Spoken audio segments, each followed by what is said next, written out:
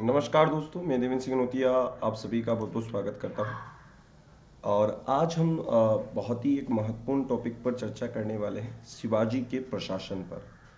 बहुत ही महत्वपूर्ण ये टॉपिक है। एग्जाम्स में पूछा जाता है कि शिवाजी के प्रशासन की व्यवस्था किस प्रकार थी, क्या क्या वहाँ पर उनके नाम थे। ठीक है, वो पूछा जाता है एग्जाम्स में। तो उसको थोड़ा सा हम चर्चा करेंगे आज।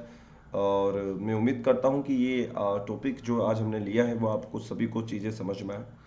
और अगर समझ में आता है तो प्लीज़ वीडियो को शेयर ज़रूर कीजिएगा। आप सभी से मेरी रिक्वेस्ट है, प्लीज़ चलेगा। तो शिवाजी के प्रशासन के बारे में हम थोड़ा सा चर्चा करेंगे। शिवाजी का जो केंद्रीय प्रशासन था, ठीक है, वो जो 2 सेकंड में कलर का चेंज कर लेता हूँ। ठीक है, प्रशासन का केंद्र बिंदु राजा हुआ करता था। राजा की सहायता के लिए 8 व्यक्तियों का एक ग्रुप था। ठीक है, 8 व्यक्तियों का एक समूह होता था जिसे अष्टप्रधान कहा जाता था। तो यहां से जो प्रश्न आते हैं वो इस टॉपिक से आते हैं। क्या पूछा जाता है कि किसके शासनकाल में या किसके शासनकाल की सहायता के लिए अष्टप्रधान होते थे, किसके दरबार में अष्टप्रधान होते थे। तो 8 लोग, 8 महत्वपूर्ण व्यक्ति यहाँ पर होते थे शिवाजी के प्रशासन में। यह एक सलाहकारी संस्था थी। ठीक, एक सलाहकारी संस्था या मंत्री परिषद हुआ करती थी, जिसके निर्णय को मानने के लिए राजा बाध्य नहीं था। राजा चाहे तो नहीं मानता था, लेकिन सलाह देने के लिए अति महत्वपूर्ण होते थे। तो कुछ महत्वपूर्ण इनमें हम चर्चा करेंगे। ठीक है, और 8 महत्वपूर्ण होता था। सबसे जो बड़ा पद होता था इसके अंदर वो होता था पेशवा का। ठीक है, ध्यान से समझिएगा इसको थोड़ा सा। देखिएगा, एग्जाम में पूछे जाते हैं यहां से प्रश्न। पेशवा की अगर बात करें, यह प्रधानमंत्री की तरह था। सरकारी कार्यों में राजा की मुहर के साथ साथ इसकी भी मुहर लगती थी। एक तरीके से ये शिवाजी के शासनकाल में जो पेशवा वाला पद होता था, ये एक तरीके से प्रधानमंत्री हुआ करता था। ठीक है, सरकारी कामों में राजा की तो मुहर लगती ही थी, साथ ही साथ इसकी भी मुहर वहां पर लगती थी। सेकंड जो एग्जाम में पूछा जाता है वो आमत्य। आमत्य जो है अथवा मज, ठीक है, मजमुआदार, ये जो था मजमुआदार, ये राज्य की आय है। अधिकतर जो पूछा जाता है एग्जाम में आमत्य से पूछा जाता है कि शिवाजी के शासनकाल में आमत्य जो होते थे वो उनका काम क्या होता था।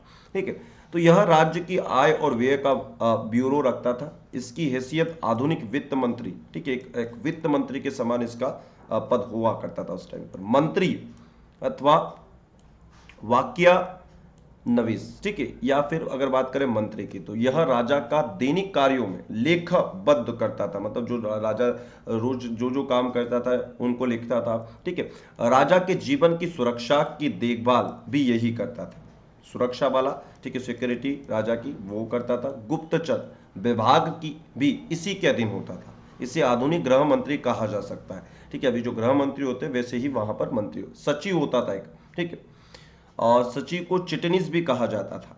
यह पत्राचार विभाग का होता था। जो सचिव होता था वो पत्राचार विभाग का होता था।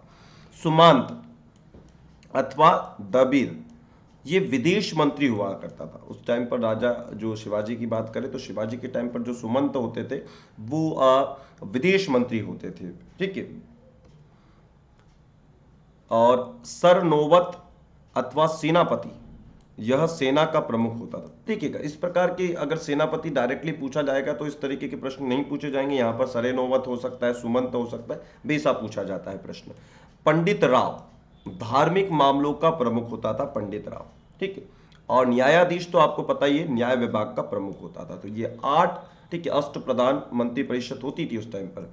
ठीक है, मैं उम्मीद करता हूं इतनी चीजें आपको समझ में आई होंगी और आगे भी चीजें समझ में आए। और आप सभी से मेरी रिक्वेस्ट है, प्लीज हमारी बहुत बढ़िया बढ़िया क्लासेस चल रही हैं टेलीग्राम उस पर अनअकैडमी लर्निंग ऐप पर। प्लीज आप सभी से रिक्वेस्ट है, ये तो सिर्फ छोटी सी चीजें मैंने आपको समझाई है, बहुत बढ़िया बढ़िया चीजें आपको वहां हम समझा रहे हैं। तो प्लीज अटेंड कीजिए क्लासेस। टेलीग्राम जो टेलीग्राम ग्रुप में ऐड हो जाइए। ठीक है, और क्लासेस अटेंड कीजिएगा प्लीज। आगे मैं बता देता हूं। अनअकैडमी लर्निंग ऐप आप कैसे डाउनलोड करेंगे और कैसे मेरी क्लासेस वहां पर देख सकते हैं आप। सुबह शाम दोनों टाइम हमारी क्लासेस होती है। तो अनअकैडमी लर्निंग ऐप आपको डाउनलोड करना है। जब आप अनअकैडमी लर्निंग ऐप डाउनलोड कर लेंगे तो उसके बाद आपसे पूछा जाएगा गेट स्टार्टेड। उसके बाद अपना मोबाइल नंबर रजिस्टर्ड कीजिएगा। मोबाइल नंबर रजिस्टर करने के बाद MPPSC व्यापम पर जाइएगा।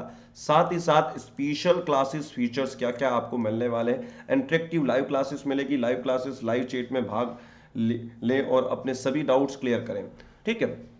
तो टॉपिक को बेहतर से समझने के लिए पोल आपको दिए जाएंगे। पोल मतलब इसके अंदर रैंक वगैरह आपकी बताई जाएंगी। राइज हैंड राइज करके आप मुझसे बात भी कर सकते हैं लाइव क्लास में अपने एजुकेटर्स के साथ रियल टाइम में डाउट्स का समाधान पाए। अगर कोई दिक्कत आती है आपको तो वहीं पर आप पूछ सकते हैं। नेवर मिस क्लासेस, इसमें आपको नोटिफिकेशन वगैरह आएगी, लेक्चर्स नोट्स आपको मिलेंगे। तो बहुत सारी चीजें आपको मिलने वाली। सुबह क्लासेस रहती हैं 7 बजे और शाम को बहुत बढ़िया क्लासेस रहती हैं करंट अफेयर की, तो वो भी आप अटेंड कीजिए शाम को।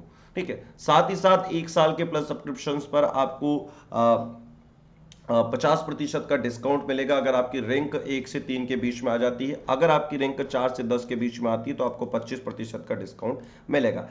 जो टेस्ट होने वाला है फ्री मॉक टेस्ट, वो 24 तारीख को होने वाला है। नई बैचेस हमारी 20 तारीख से लॉन्च हो चुकी है। MPPSC प्रीलिम्स और mains with answer writing series. ठीक है। सारे टॉप एजुकेटर्स के द्वारा आपको यहां पर पढ़ाया जाएगा। Target MPPSC prelims 2021 MP specific crash course batch start है 19 अक्टूबर 2021 से।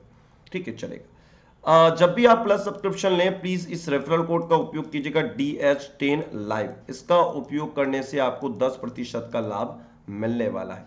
अगर ये वीडियो आपको अच्छा, ये सिर्फ ट्रेलर है, ठीक है, बहुत बढ़िया बढ़िया चीजें हम समझा रहे हैं अनअकैडमी लर्निंग ऐप पर। आप क्लासेस अटेंड जरूर कीजिएगा।